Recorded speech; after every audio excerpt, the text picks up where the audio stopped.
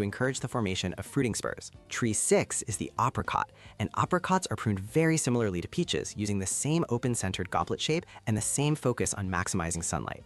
But apricots are even more cold sensitive than peaches, so you need to be very careful about the timing of your pruning. You want to wait until late winter when the worst of the cold weather has passed, but before the buds start to swell. And with apricots, you also need to be aggressive about removing any branches that show signs of disease, because apricots are prone to bacterial canker, which can kill a tree very quickly if it is not controlled. Tree 7 is the quince, and quinces are members of the Rosaceae family, just like apples and pears, and they are pruned using the same pyramid scaffold method. But quinces are much less vigorous than apples or pears, which means they require very light pruning. In fact, with quinces, you mostly just remove dead or diseased wood, and you do a little bit of shaping to maintain the pyramid form. And you avoid heavy pruning because quinces produce their fruit on the tips of the previous year's growth. So if you cut back the branches too hard, you will remove all the fruiting wood and you will get no crop. This is why you must prune in January, because these 7 fruit trees, apple, pear, plum, cherry, peach, apricot, quince, are all dormant in late winter. And when a tree is dormant, it can handle the stress of pruning without losing energy. And if you wait until spring, when the buds have started to swell, you will cut off the fruiting wood and you will lose your harvest. And if you prune in fall or early winter when it is too cold, the wounds will not heal and you risk disease or death of the branch. So January is the window, and if you miss it, you have to wait another year. Now here is the part that triples your harvest, and this is what Seymour calls the science of pruning, which is understanding the difference between winter pruning and summer pruning and using both to control the tree's energy allocation.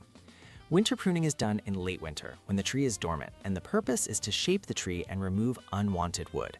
But winter pruning encourages growth. The more you prune a tree in winter, the faster it will grow the following spring, because you are removing branches, and the tree responds by pushing out new shoots to replace what was lost.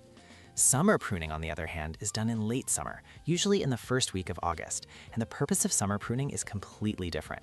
Summer pruning consists of shortening the current year's growth, and what this does is it stops the tree from growing too fast or too big, and it redirects the tree's energy into producing fruit instead of wood. So here is the system that Seymour recommends.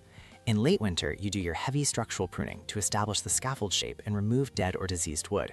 And then in late summer, you shorten all the branch leaders to 6 inches, cutting to outward pointing buds. And you shorten the laterals arising from the leaders to 3 inches. And you shorten any shoots emerging from the laterals to 1 inch. This summer pruning is what encourages earlier fruiting.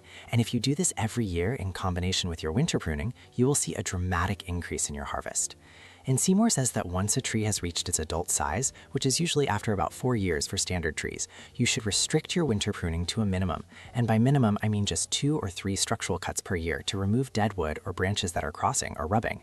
Because a mature tree that is pruned heavily in winter will put all its energy into growing and it will not produce fruit.